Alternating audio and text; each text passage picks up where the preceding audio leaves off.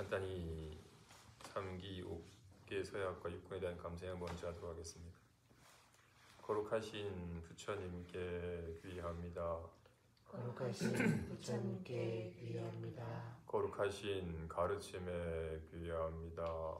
거룩하신 가르침에 귀의합니다. 거룩하신 스님들께 귀의합니다. 거룩하신 스님들께 귀의합니다. 산 생명을 죽이지 않겠습니다. 산 생명을 죽이지 않겠습니다. 남의 것을 훔치지 않겠습니다.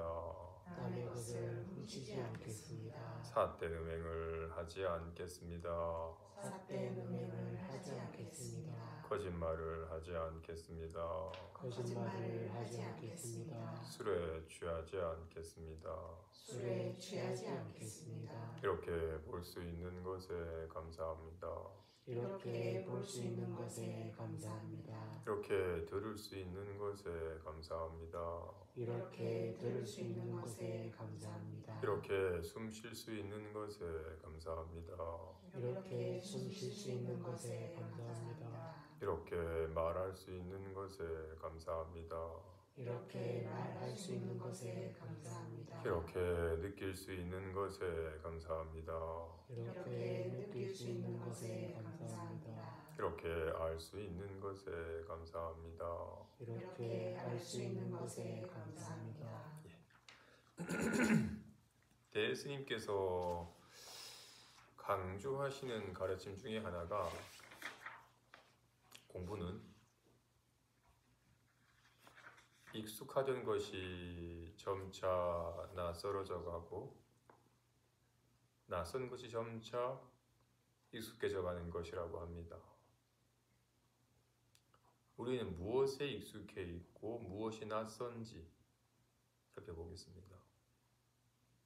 예를 들어서 꿈을 꿀 경우에 우리는 꿈속 세계에는 익숙하고 꿈속 세계를 그려내는 마음에는 낯설어요. 꿈속에 나타난 바 회색 담장과 뱀이다라는 소리와 으아 뱀이 물렸다라고 여기는 온갖 보는 자와 보이는 경계 그에 따른 온갖 인식이라고 말하는 흔히 말하는 18개 또는 온 몸뚱이나 느낌과 생각 같은 이렇게 꿈속에 나타나는 바는 익숙하고 온갖 걸 나타내지만 나타나지 않는 꿈꾸는 마음에는 낯설어요. 꿈꾸는 마음은 결코 나타나질 않아요. 나타나면 다 꿈이에요. 꿈속에서 이거 꿈인데라고 한 인식 또한 꿈이에요. 꿈꾸는 마음은 결코 나타나질 않아요. 하지만 능히 온갖 꿈속 세계를 놔두어요. 꿈속 세계는 사실 좀 전문 용어로는 유식에서는 이거를 식의 전변이라고 말을 하는데 요즘 말로 풀이한다면 꿈속 세계는 꿈꾸는 마음의 변형이에요. 꿈꾸는 마음이란 텅 빈 암이라고 말하는 흔히 이 마음을 자기 성품을 여러 가지 표현 중에 이것을 요즘 용어로는 순수한 알이라고 말하는 게 이거는 어떤 아르마리가 없기 때문에 그냥 순수한 알일 뿐 어떤 아르마리가 없어. 옳다, 그러다, 불안하다, 답답하다라는 어떤 아르마리도 없어. 단지 이렇게 아는 성품일 뿐. 또는 이걸 알의 빛이라고 해요. 빛이 있으니까 온갖 색상이 드러나듯이 알이 있으니까 온갖 만물이 이렇게 드러나고 있으니까 이 알의 빛이란 말이 지혜 광명이라고 말하는 거겠죠. 또는 텅 빈 암. 이 암은 텅 비어서 어떤 것도 없어. 그렇기 때문에 능히 다양한 것을 나타낼 수 있는 거예요. 이 텅 빈 암이 공적 영지라는 말이겠죠. 아무튼 이 꿈꾸는 마음 자체는 어떤 꿈도 없어요. 하지만 온갖 꿈의 경계를 나타내야. 그래도 우리는 꿈꿀 때 어때요? 꿈속의 경계에만 익숙하지 온갖 경계를 나타내는 온갖 꿈속 경계의 근원이고 온갖 꿈속 경계를 여실하게 알고 온 꿈속에 나타내는 나타나지 않는 텅 빈 꿈꾸는 마음은 몰라요. 꿈과 마찬가지로 꿈속 세계가 마음의 변형인 것과 같이 조심히 뭐 먹었지? 까만 모밀에 검은 육수에 무 다진 것에 약간의 겨자와 식초랑 열무김치 같이 먹었네라고 이렇게 그 약간 짭짤하게 맛있었어라고 이렇게 온갖 영상의 모습으로 맛있다는 느낌의 모습으로 이 어떤 영상도 없는 얘가 영상으로 맛없는 얘가 맛으로 나타나잖아. 우리 이렇게 나타난 바 영상과 느낌에만 익숙해 있지 이것은 낯설어요. 이렇게 말로 드러나 이런 말로 저런 말로 우리는 이런 말과 저런 말이라는 말에 익숙하지 말 없는 이것은 낯설어. 우리는 색상에 익숙하지 빛에는 낯설어. 빛이 있으니까 색상이 드러나지. 빛은 무색이에요. 하지만 무색인 빛이 따로 있는 것은 아니에요. 온갖 색상으로 드러나는 곳에서 빛을 확인하는 것과 같이 말 없는 마음이라고 해서 침묵이 마음은 아니에요. 침묵도 마음의 나타남이고 말함도 마음의 나타남인 것과 같이 진실로 모든 말은 이 마음의 변형이에요. 얘의 변형이에요. 얘가 나타나는 바야. 어떤 말도 어떤 이미지도 어떤 느낌도 꿈속 세계가 오직 꿈꾸는 마음의 변형인 것과 같이 18기가 다 꿈꾸는 마음에 온갖 경계 모습이 나타났을 뿐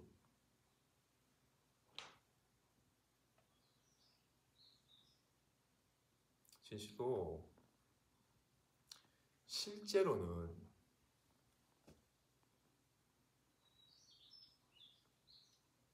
없던 것이 생기는 게 아니고 있던 것은 사라지질 않아요. 한복도 모양을 보면 없던 모양이 생기고 있던 모양이 사라졌다고 말하겠지만 실제로는 늘 있던 것이 연에 따라 그에 상응한 모습으로 변형할 뿐 한복도 생겨나고 사라짐이 없어요. 마찬가지로 지금 얘의 변형으로 가나다로 드러나는 거야. 조금 전에 가나다가 있다가 지금은 가나다가 사라졌다라고 말하는 사람은 이 드러나는 모양만 보니까 모양은 실제인 줄 아니까 말이 생겼다 사라졌다 하겠지만 진실로 얘의 변형이에요.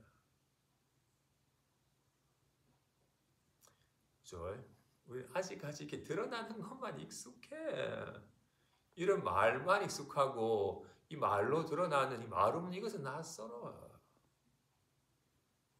공부를 하면 할수록 내가 있다고 여기던 것이 사실은 있지 아니하였으므 내가 없는 줄 알았던 것이 사실은 실제로 있는 것이었어. 진실한 줄 알았던 것이 허망한 것이었고 전혀 없는 줄 알았던 것이 진실한 것이었음을 진실로 우리는 가나다가 있는 줄 알았지. 짜증나가 있는 줄 알았지. 아니에요. 가나다와 짜증나는 허망한 것이 있는 게 아니에요. 이게 있는 거예요. 순수한 알미라 하든 알의 빛이라 하든 텅 빈 알미라 하든 뭐라 이름하든 자기 성품이라 이름하든 본래 성품이라 이름하든 뭐 본래 마음이라 이름하든 뭐라 이름하든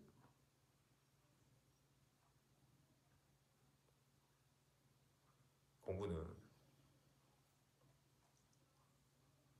낯설던 것이 익숙해지고 익숙하던 것이 낯설어져 가는 겁니다. 우리는 드러나는 18개와 오온에 익숙해 있지.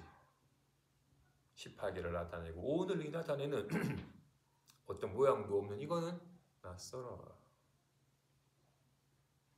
빛과 같은, 호공과 같은 이 텅 빈 텅 비었건만 묘하게 하는 능히 변형하여 이렇게 말로도 시원한 느낌으로도 온갖 이미지로도 나타나는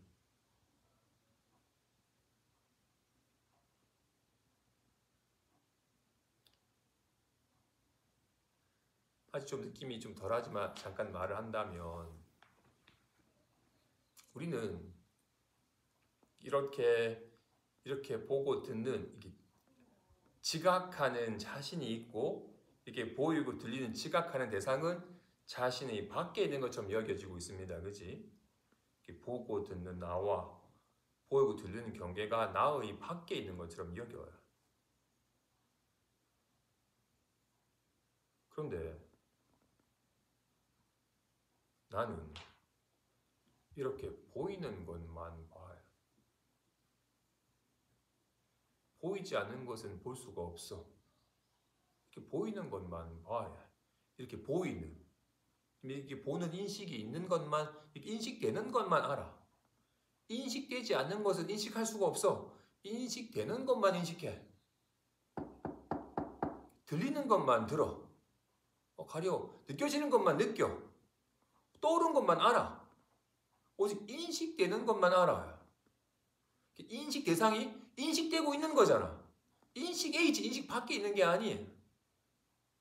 이렇게 보이고 있잖아. 인식 A지 인식 밖에 있는 게 아니라고.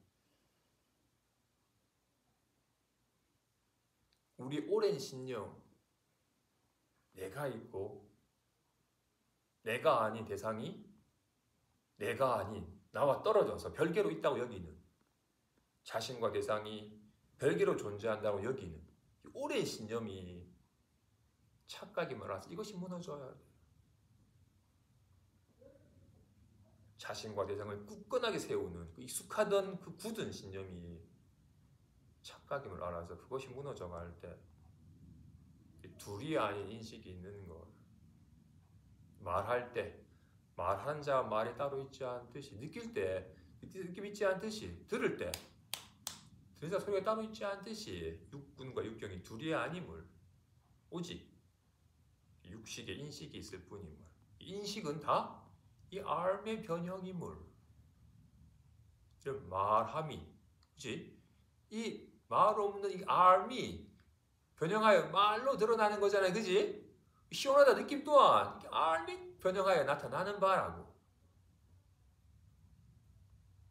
꿈속생애가 오직 꿈꾸는 마음의 변형인 듯이 꿈꾸는 마음뿐이에요.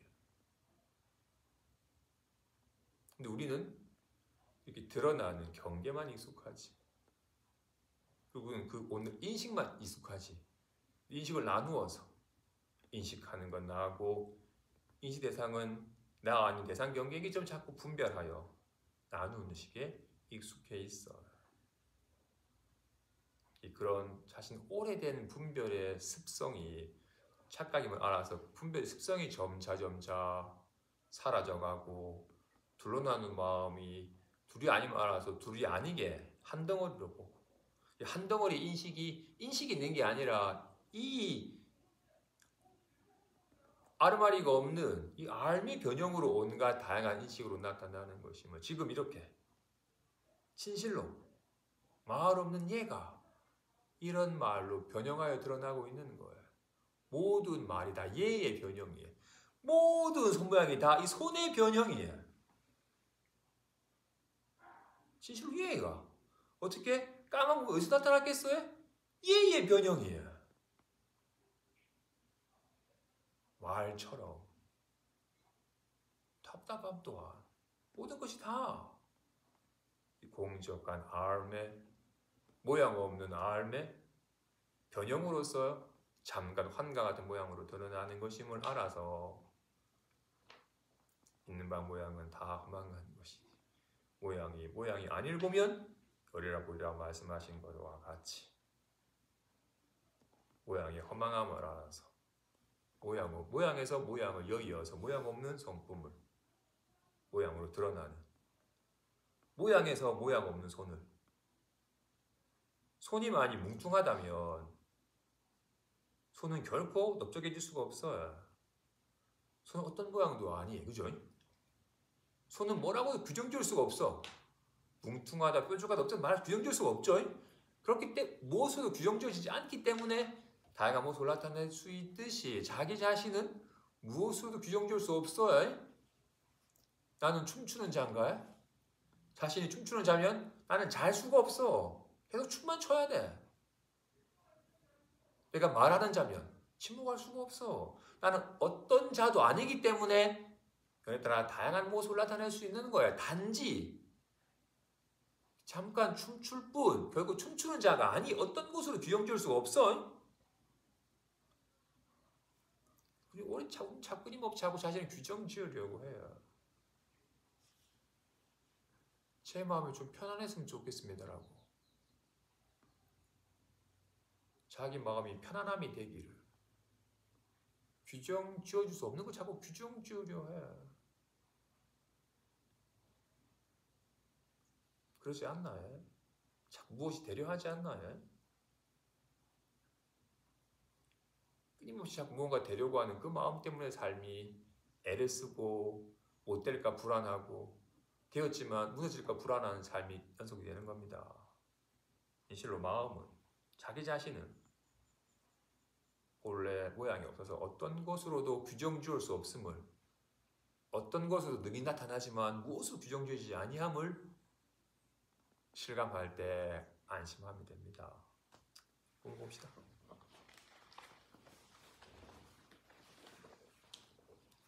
영시랑 무시에게 답하는 두 번째 편지. 기별하여 알려주시길. 나이가 많은데도 벼슬에서 물러나지 않는다고 비난받으셨군요. 위로 부처님을 위해 임금님을 위해 정성을 다하고 아래로 백성을 편안하게 하신다면 자연히 알아주는 사람이 있을 것입니다. 원컨대 당신이 범사에 굳게 참으시고 역순의 경계를 만날 적에 힘을 잘 쓰시기 바랍니다. 이른바 이 깊은 마음으로 미진수의 세계를 받드는 것을 곧 부처님의 은혜에 보답한다고 이름합니다.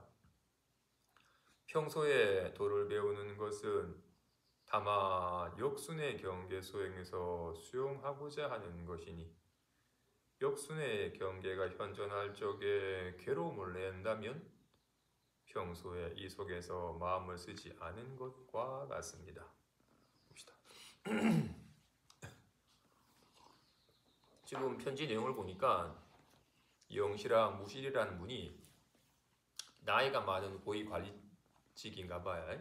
이분이 한 10여 년간은 한직에서 그냥 한가한 곳에서 일 없이 그냥 사시다가 이 임금님이 발탁을 해서 저분은 아는 학식도 높으시고 사람들도 두루 살피는 덕을 갖추신지라 능히 나의 곁에서 능히 이 국사를 함께 논의하기에 적합하다. 그에게 힘을 실어줘도 적절한 인재를 발굴하여서 적세적소에 일을 맡기도록 내가 그를 신임하리라 하고는 큰 요직을 주셨나봐요. 인사권까지 가진.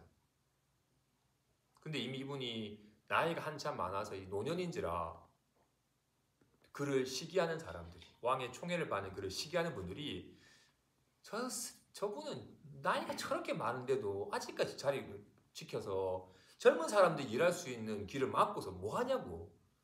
이제 할 만큼 했으면 이제 좀 낙향해가지고 한가롭게 지내라고 막 뒤에서 시기 어린 비난을 받았나 봐요. 본인이 돌아보니 그게 틀린 말이 아니야. 본인이 이미 나이가 많고 늙었는데 내가 괜히 노역을 부리는 건 아닌가라고 약간 생각이 들어서 이 비난하는 말에 상처받기도 했고 또는 내가 욕심 많은 거 아닌가라는 마음에 물러날까 갈팡질팡하는 마음으로 예수님께 편지 보내신 것 같아요. 이거죠. 그대가 진심으로 임금님을 잘 보필하고 정말 두 백성들을 위한다면 반드시 알아주는 사람이 있을 겁니다. 그리고 우리가 지금 공부를 하는 건 그런 역순의 경계를 만났을 때 그 경계를 막 싫어하여 두려워하거나 괴로워서 떨쳐버리려고 애를 쓰지도 않고 또 그 순경계를 만나가지고 너무나도 탐착하여 너무나도 갈망하고 그걸 막 집착하는 마음을 내지 않도록 하기 위해서 공부를 하는 겁니다. 우리가 도를 배우는 것은 다만 이 역순의 경계 속에서 있는 그대로 수용하고자 함인 겁니다. 오는 인연을 막지도 않고 간인은 잡지도 않고 비난을 하면 비난하는구나 칭찬을 하면 칭찬하는구나 마치 꿈속에서 꿈인 줄 아는 자가 악몽을 꾸는구나 금덩이를 주는 꿈을 꾸나 하여 꿈의 경계를 특히 불안해하지도 않고 두려워하지도 않고 탐착하여 추구하지도 않듯이 그냥 인연이 되어서 살아갈 뿐 있는 그대로 다 그대로 수용하여 받아들일 뿐 거부하려고 하거나 쫓지 않는 삶을 살고자 하는 것입니다. 그런데 역순의 경계를 만나 저기 괴로움을 낸다면 그는 평소에 이 속에서 공부를 제대로 안 하는 겁니다. 역순의 경계를 만날 때 자기 공부가 점검이 됩니다. 그렇죠? 평소에 열심히 태극, 팔짱을 열심히 연마하는 것은 악당을 만났을 때 물리치기 위함입니다. 그지? 평소에 폰만 잡았으면 그지? 실제로 만나면 박살이 나죠. 평소에 정말로 그럴싸하게 흉내만 낸 것이 아니라 진실로 나타난 바가 다 환임을 확연하게 알고 어떤 환도 다 이것의 변형일 뿐인지라 한 법도 생긴 게 없고 한 법도 사라지는 것이 없음을 어떤 것도 특별히 좋아진 것도 없고 나빠진 것도 없다는 것을 확연하게 알아서 역경계를 두려워하지도 않고 순경계를 추구하지도 않는 식의 삶을 사는 공부를 하는 것인데 역순의 경계를 만나서 역경계에 시달려서 괴로워하고 순경계를 막 즐겨서 탐착하여 집착을 한다면 그것은 흉내만 내는 것이 제대로 공부한 게 아닙니다. 진실로.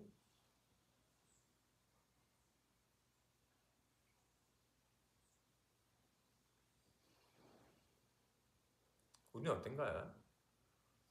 어떤 생각을 하느냐에 따라서 지옥과 천당으로 오가죠.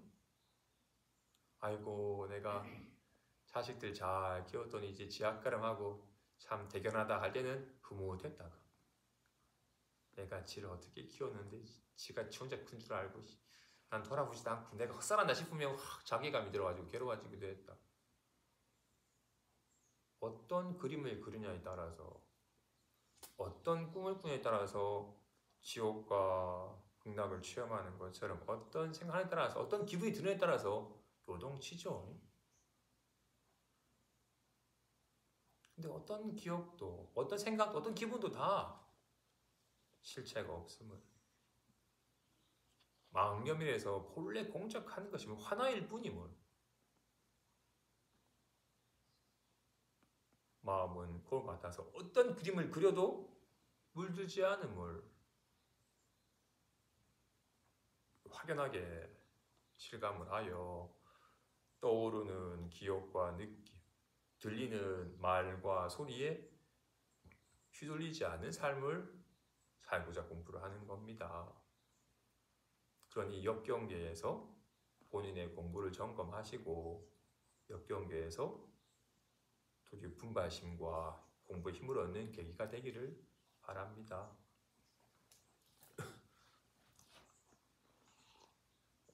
조사께서 말씀하시길 경계는 좋고 나쁨이 없으니 좋고 나쁨은 마음에서 일어나는 것입니다. 마음이 만일 억지로 일어나지 않는다면 허망한 분별심이 어디에서 일어나겠느냐? 허망한 분별심이 이미 일어나지 않는다면 참 마음이 맡아서 두루한다고 하였습니다. 청컨대 역순의 경계 속에서 항상 이렇게 관할지니 오래하면 자연히 괴로움을 내지 않을 것입니다.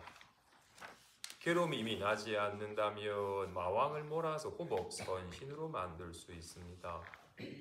앞서 나이가 많고 늙었는데 무슨 이유를 대겠습니까? 라고 말씀하셨는데 그 말씀이 여전히 귓가에 남아있으니 어찌 있겠습니까? 비 오는 날은 좋은 거야, 나쁜 거야? 소풍 가는 날 비 오면 나쁠 것이고 시험 치는 날 폭우가 내리면 좋겠죠. 또 공부 열심히 한 날 학교 못 가면 짜증이 나고 공부 하나도 안 했는데 학교 안 가게 되면 좋겠죠.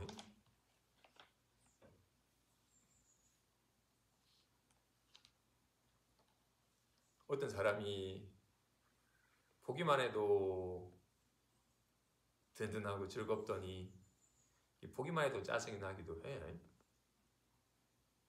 사람에는 좋고 나쁨이 없는데 마음에서 좋고 나쁨을 일으키는 겁니다. 누가 당신은 이런 부분이 좀 부족한 것 같습니다 하고 말할 때 나의 부족함을 내가 못 돌아봤던 나의 부족함을 잘 일깨워줘서 저의 부족함을 잘 채우는 계기가 되었습니다. 너무 감사합니다라고 여기면 참 좋은 일이고 니는 잘났나? 라고 하면 다툼이 되겠죠. 경계에는 좋고 나쁨이 없으니 다만 좋고 나쁨은 마음에서 일어나는 겁니다. 마음이 쟤 너무 좋아 하면 좋은 사람이고 쟤 나쁜 사람이야 하면 나쁜 사람이 되는 거예요. 좋고 나쁨은 마음에 이름 딱지 붙이는 거예요. 애들 잘 키웠더니 너무 흐뭇하다 하면 좋고 내가 뒷바라지 하고 나는 못 챙기고 있는데 흑살았다 하면 서글픈 거예요.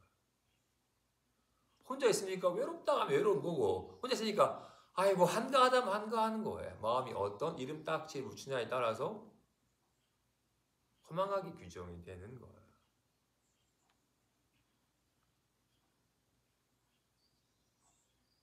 내가 있는 곳은 편안한 곳인가요? 불안한 곳인가요? 충분히 만족할 만한 곳인가요? 좀 불만족한 곳인가요?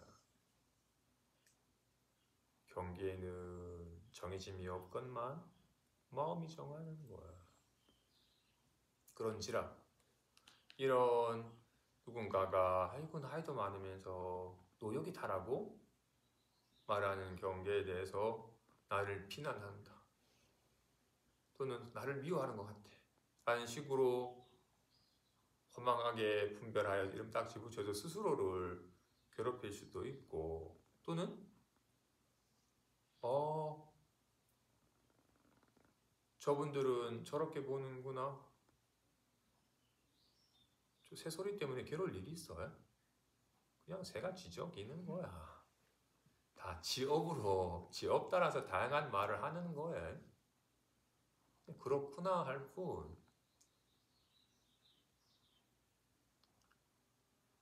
게다가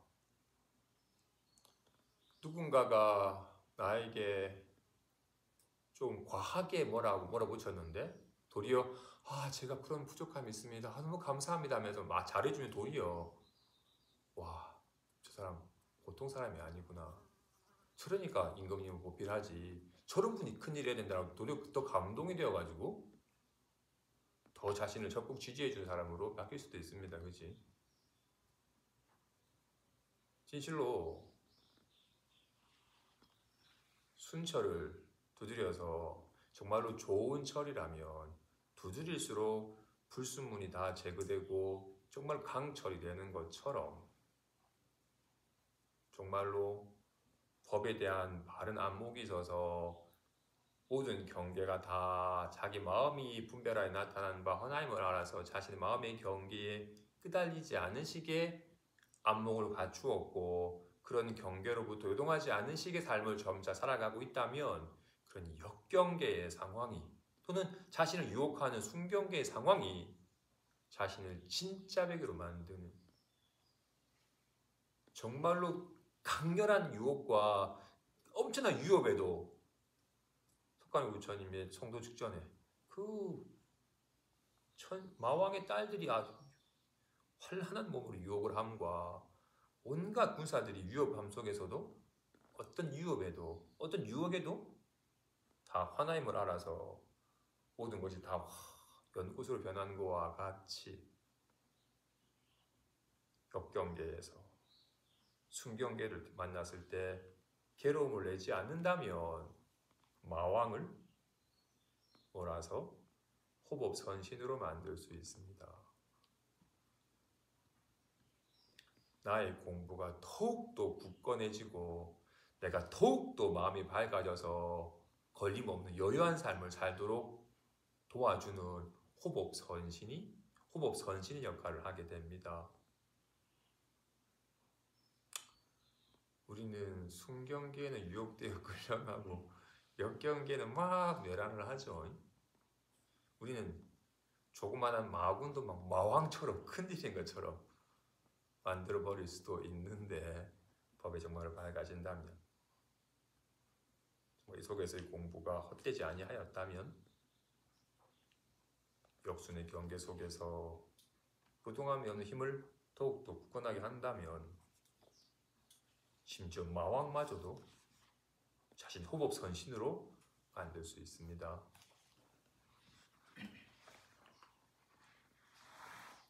불성의 뜻을 알고자 한다면 시절 인연을 관해야 합니다. 고사님은 앞서 10여 년은 한가하여 스스로 한가한 시절이 있었고 오늘날은 벼슬의 고난을 손에 쥐어서 문득 바쁜 시절에 있습니다. 한가한 때에는 누가 한가한 것이며 바쁜 때에는 누가 바쁜 것인가를 생각해야 하며 바쁜 때에 도리어 한가한 때의 도리가 있으며 한가한 때에 도리어 바쁜 때의 도리가 있음을 믿어야 합니다. 이걸 불성이라 하든 이걸 공적한 알미라 하든 이걸 본래 마음이라 하든 자기 성품이라 하든 이것이라 하든 이것을 확연하게 알고자 한다면 시절 인연을 관해야 합니다. 지금 이렇게 말하는 인연에서는 이렇게 말함으로 드러나고 있음을 바람이 스쳐 지나가니 시원한 느낌으로 드러나고 있음을 이렇게 졸졸졸 물소리의 모습으로 드러나고 짹짹짹 새소리의 모습으로 드러나고 있음을 손을 알고자 하면 작용하는 곳에 충실하면 됩니다. 최고 잘가 모양 없는 손을 알고자 한다면 생멸함이 없는 손을 알고자 한다면 이렇게 리얼하게 작용하는 가운데 모양의 허망함을 알아서 모양이 머물지 아니하면 모양 없는 손이 모양으로 드러나지만 모양 없는 손이 생멸하는 가지만 생멸하지 않는 손을 실감하는 것과 같이 생멸함이 없고 물들면서 불성을 알고자 한다면 시절 인연을 관해야 합니다. 손은 작용하는 데 있을지 마음 또한 작용하는 데 있으니까 시절 인연 따라 이렇게 리얼하게 조금의 애씀도 없이 리얼하게 시원하고 들리고 보이는 시절 인연 속에서 불성을 실감하는 겁니다. 한가한 때에는 누가 한가하고 바쁜 때는 누가 바쁜 것인가? 이걸 한가하다, 바쁘다라는 말을 편안하다, 불안하다로 바꿔서 하면 또 느낌이 좀 빠를 것 같아요. 불안할 때는 누가 불안한 것이에요? 편안할 때는 누가 편안한 것이에요? 불안한 때에 도리어 편안한 도리가 있어요. 편하다고 하는데 도리어 불안한 도리가 있어. 꿈속에서 뱀이 물린 그 자리에서 안전한 곳이 있어요. 빨리 병원에 가지고 치료받고 집으로 돌아간 그곳에서 불안한 곳이 있어. 불안한 꿈을 꾸면서 불안한 꿈에 빠지면 불안한 상황이지만 불안한 꿈을 꿈꾸는 마음에 밝아지면 그곳이 안전한 곳이고 불안한 곳을 벗어나 안전한 곳을 갔지만 꿈에 빠져 있으면 그곳이 불안한 곳이에요. 불안합니다. 여기에 편안한 곳이 있어요. 편안해졌습니다. 한 곳에 불안한 게 있어요. 언제 불안해질지 모르는 게 있어요. 와 같이 너무 한가하고 좋다. 너무 바쁘다. 너무 바쁘다 하는 곳에 자꾸 모양에 빠져버리면 산란하고 시끄럽고 바쁜 나날이지만 온갖 생각이 요동해도 요동하지 않는 부동하고 한가한 도리가 있어. 이제 일 없으니까 한가하다 하는 곳에 도리어 이렇게 느낌과 생각에 의지하면 늘 분주하게 바쁜 도리가 있어. 공부는 의지처를 전환하는 곳이에요. 생각과 기분에 의지하던 삶에서 생각과 기분의 근원이 어떤 생각도 기분도 없건만 여기 생각과 기분을 놔두는 무념한 모양 없는 마음에 여기에 의지하는 쪽으로 바뀌는 거야. 이곳이 진짜 안전한 곳이에요. 모양이 없는지라 애써서 이룰 필요도 없고 무너질 일도 없는 이걸 등지고 편안함과 불안함에 의지하면 애를 써야 되고 불안해. 반드시 편안할 때는 누가 편안한 것이고 불안할 때는 누가 불안한 것인지 불안할 때에 도리어 편안한 도리가 있고 편안할 때 도리어 불안한 도리가 있다는 것을 믿어야 합니다. 설령 바쁜 와중에 있더라도 주상께서 당신을 기용한 뜻을 알아서 잠시도 잊어서는 안 되며 스스로 경책하여 스스로 어떻게 보필할까를 살펴야 합니다. 만일 항상 이런 생각을 한다면 끓는 가마솥과 달궈진 숯불과 칼산과 칼나무 위에서도 앞으로 나아가야 하는데 하물며 눈앞의 사소한 역순의 경계이겠습니까? 당신과는 이 도로서 서로 계약하였기에 마음에 담아두지 않고 다 드러내어 말하였습니다.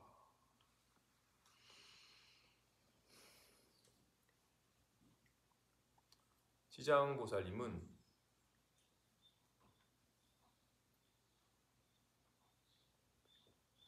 삼계가 유심소연함을 마음법이 유식임을 삼계가 다 꿈속의 세계와 같음을 그래서 꿈속 세계에 활활활 불이 타든 펄펄펄 끓는 가마솥이든 날카로운 칼날이 서려있는 칼산이든 칼나무든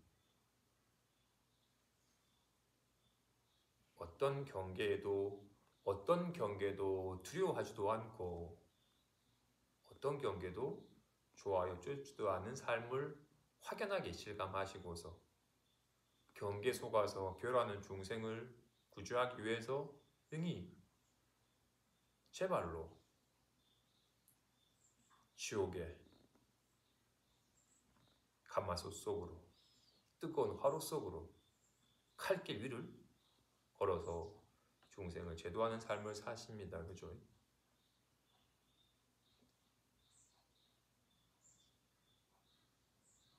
정말로 공부하는 사람이라면 스스로 안심함을 얻고 남들도 안심함을 얻도록 나아가야 합니다.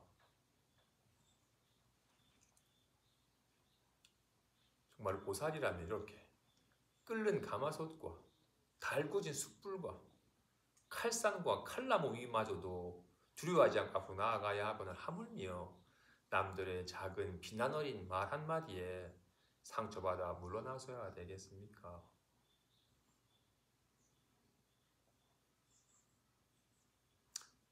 말이 배 뚫고 들어오나 하는 말을 들어도 실제로 말이 배 뚫고 들어오나?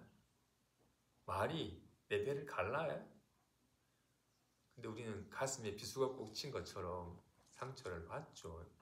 괜한 허망한 분별심이 나를 무시했다, 나를 비난했다, 나한테 왜 그래라고 괜한 생각에 그림을 그리고는 스스로 생각에 휘둘려서 괴로움을 자초합니다.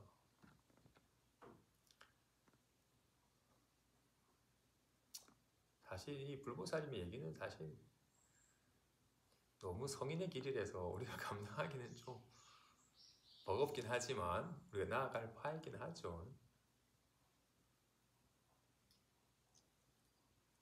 늘 여기 관심을 가지면서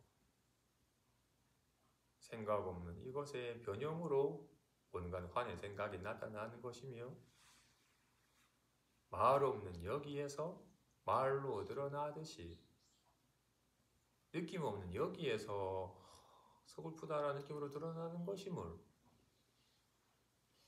나타난 바 말이 떠오른 바 생각이 느껴지는 느낌이 다 하나와 같아서 공적하여 실체가 없음을 진실 어떤 꿈을 꿔도 문제가 없음을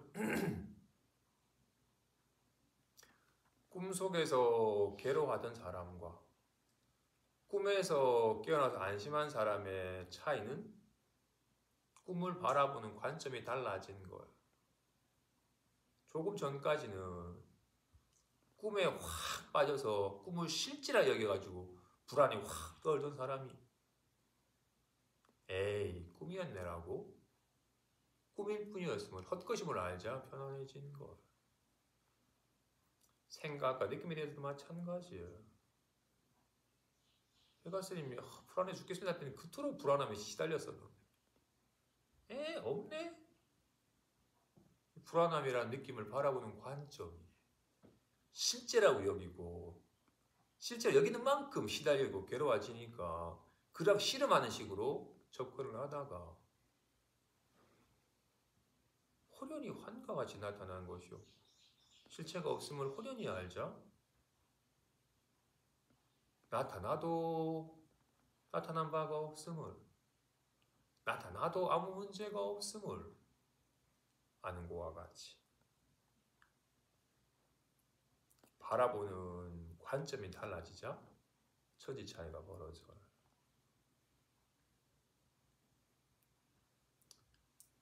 먼저 어떤 이가 3명의 친구가 같이 소파에 앉아서 영화를 보고 있어요.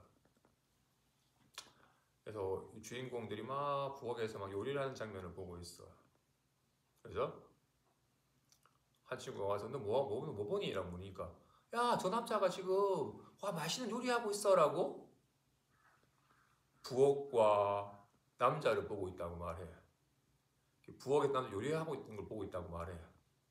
한 친구는 뭐? 영화 보고 있어? 한 친구는 스크린 보고 있어? 라고 하는 거와 같이 마치 꿈꾸는 이가 꿈속에서 뱀에 물렸다라고 보는 경우와 에이 꿈 꿨네 라고 보는 경우와 에이 이 몸의 작용뿐이었네 라고 보는 경우와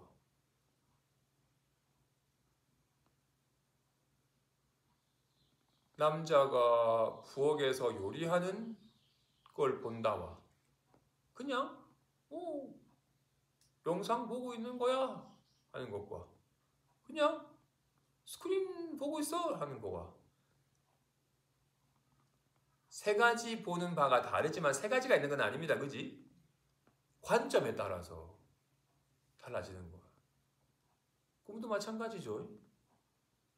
지금 뱀에 물린 위험한 상황에 처했다고 보는 경우와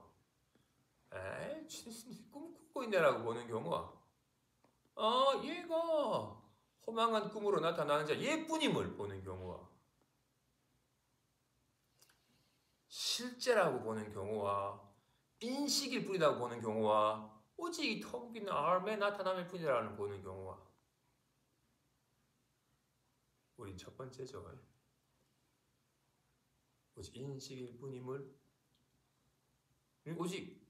오직 얘가 다양한 인식으로 드러나는 것일 뿐임을 뱀이다, 밧줄이다, 삼칠이다 보는 거와 같이 황문사 절부에게 답하는 편지.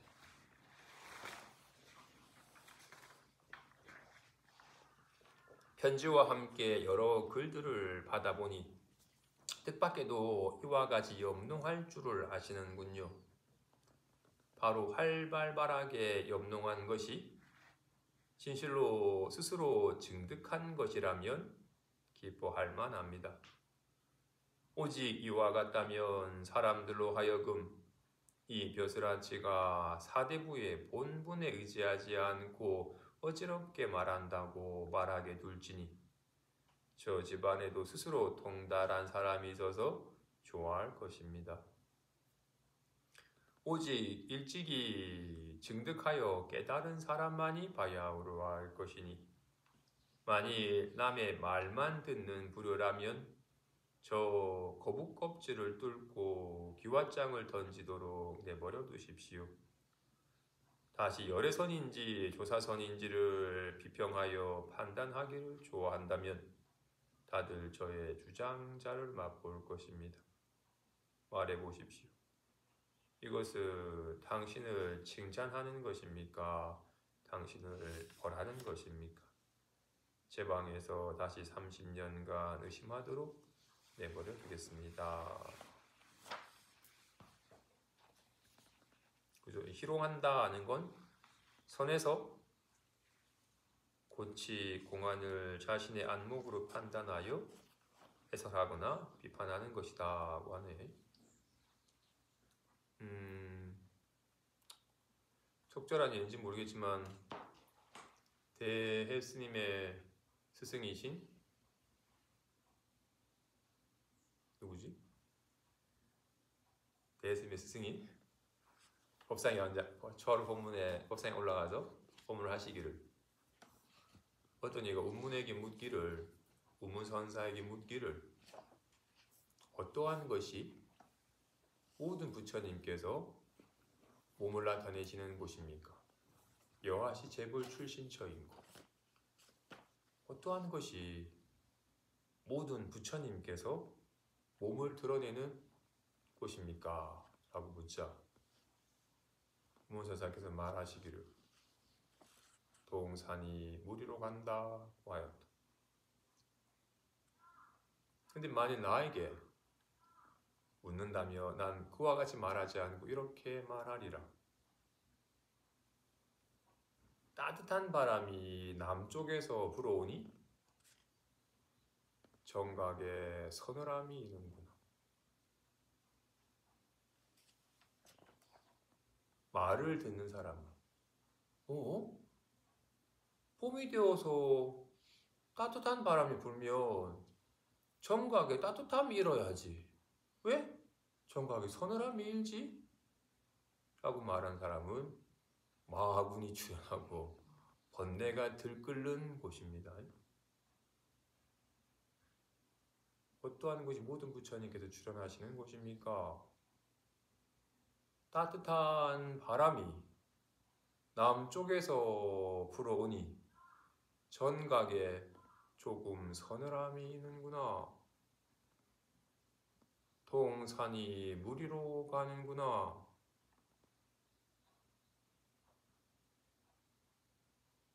고 하는 것처럼 옛 조사 스님께서 말씀하신 그 고치 공안에 대해서 자신의 안목으로 나라면 이렇게 말하리라 라고 자신의 안목을 드러낸 경우를 말하는 겁니다. 아마 이분이 그런 공안에 대해서 본인 나름으로 이렇게 저라면 이렇게 말하겠습니다 하고 이렇게 자신 안목을 드러낸 글들을 함께 보냈나 봐요. 그러자 만일 그 말이 본인이 진실로 스스로 증득하여 본인의 증득한 마음을 곧장 잘 드러내는 것이라면 기뻐할 만합니다. 예전에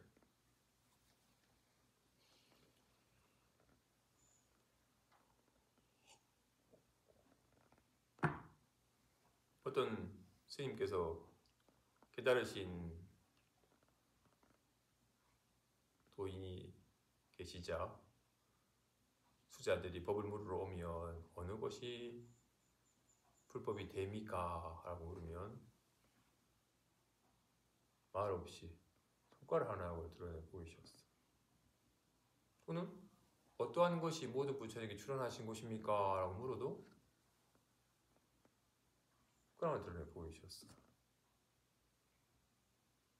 도가 뭡니까? 라고 물어도 손가락을 드러내 보이신 거야. 이제 정말로 눈 밝은 법에 대한 간절한 마음으로 물었던 이들은 도가 뭡니까?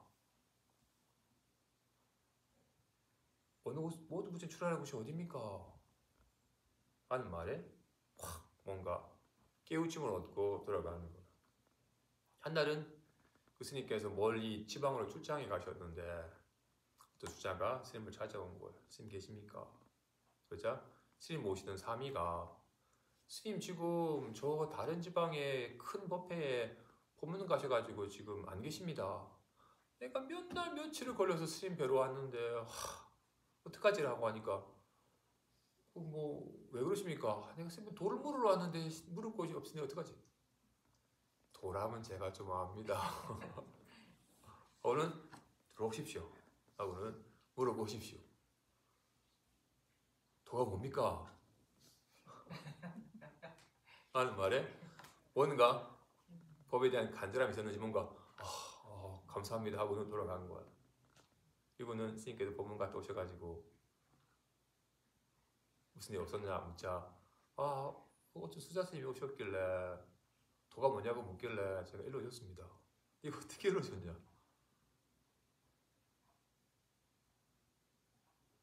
도가 뭐냐고 묻길래 스님께서 하시는 것처럼 삭발하신 칼로 손가락을 확 잘라버리자. 아이가 와 스님 날 죽이려다고 손가락 피를 흘리면서 도망을 가. 한참 쫓아가시다가 삼이야 라고 부르니까 예 스님 돌아보는데 스님께서 하나를 탁 이래 보이자 삼이가 확 화려히 깨달음을 얻었다는 얘기가 있습니다. 예전에 제가 강원에 다닐 때 한참 행사 강원에 이런 선노름이 약간 유행했을 때가 있었어요. 그분들의 논리가 선은 생각이 개입되면 안 된다. 그냥 곧장 뭘 물어도 돌을 묻는다면 법을 묻는다면 곧장 지금 여기에서 일어난 일을 곧장 들으면 된다 라고 하는 논리에 입각해서 도가 뭐냐 물으면 하든지 도가 뭐냐 물으면 야! 하든지 이렇게 그냥 지금 당장 일어나는 일을 곧장 드러내면 된다라는 식의 원리 아래서 도인 노릇하는 문화가 한때 있었어. 사미처럼 도인이 안 계셨으니 주장자 맛을 못 봤지. 어설프게 흉내를 내며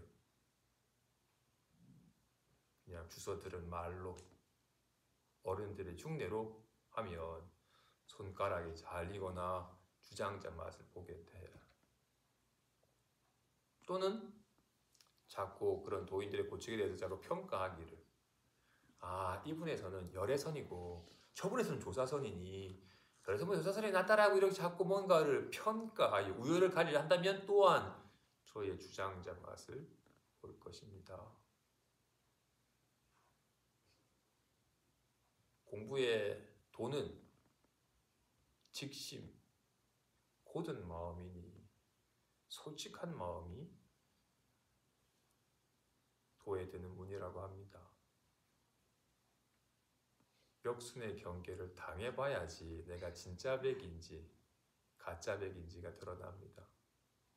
경계 속에서 경계에 반응하는, 생각 속에서 생각에 반응하는, 느낌 속에서 느낌에 반응하는 자신을 잘 점검해서 말에, 경계에, 생각에, 느낌에 요동하지 않는 여유한 삶을 익혀가시는 글자 되시기 바랍니다.